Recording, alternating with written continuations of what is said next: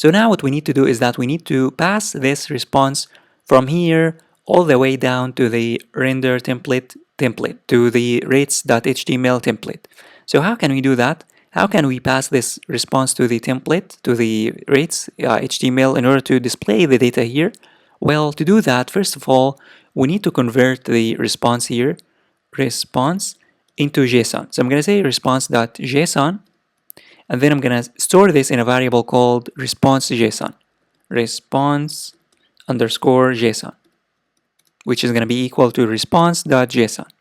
And then the second thing that we need to do is that we need to access the keys that we are interested in. So how can we know the keys? Well, to know the keys, I'm gonna comment this out for now, and then I'm gonna here return the response JSON in order to check out which keys we are interested in.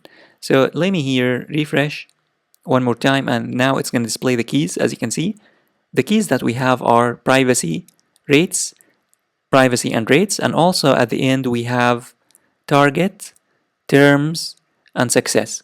So the keys that we are interested in are the rates and the targets, or the target. The target is the main currency, and the target and the rates are the currency, the other currency is converted into the target currency. So if the target currency is in USD, then the rates are all of the currencies converted into USD, or the equivalent of these currencies into USD.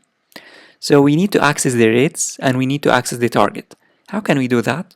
Well, to do that, I'm going to comment this out or remove this, and then I'm going to create a new variable called rates. And this rates is going to be equal to the response JSON. And then I'm going to access the rates, because the key, remember, the key is called rates. So the key is rates. Therefore, here we need to say response JSON rates. Similarly, for the target is going to be equal to response JSON and then target. Response JSON target, because the target here, the key is called target. If you scroll, you'll find that if you scroll down, you'll find that the target the target key is called target. Therefore, here it must be target. Finally, we need to pass the rates and also the target to the template, to the render template. So I'm gonna uncomment this, and then here I'm gonna say comma, and then I'm gonna say rates, and then it's gonna be equal to the rates. Rates is gonna be equal to the rates. And also target, I'm gonna say comma, and then target is gonna be equal to the target. Now this rates and this target will be available to us in the rates.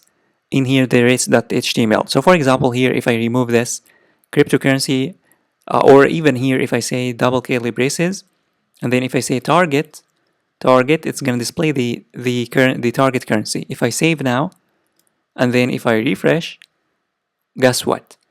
You are going to get here currency and then USD, because I have passed the target from the data from the API, or from the PY, from the Python application into the HTML.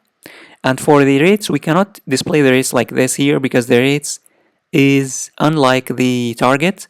The rates is an array, and for an array we need to loop over the data and display the data after we loop over the data. And I'm going to be showing you how to loop over the data.